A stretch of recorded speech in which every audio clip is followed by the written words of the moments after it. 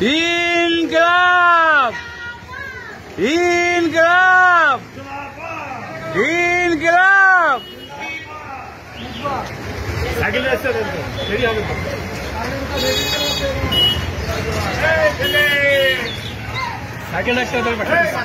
দেখে দাও, অনেক খুঁজে আছে, টোটো আছে।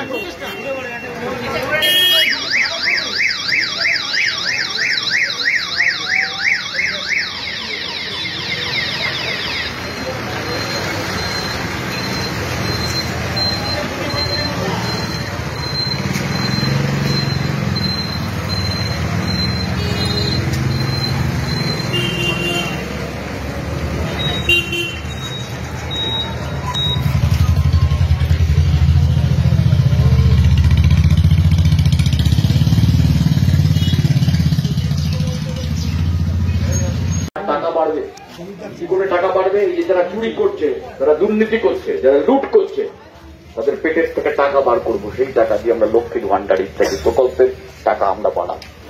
সেই জন্য কাজের অধিকারকে সাংবিধানিক স্বীকৃতি দেব, কৃষকের ফসলের ন্যায্য মূল্যের ব্যবস্থা করব, বন্ধ কলকারখানাগুলোকে খোলার ব্যবস্থা করব, নতুন কলকারখানা যাতে হয় তার জন্য চেষ্টা করব।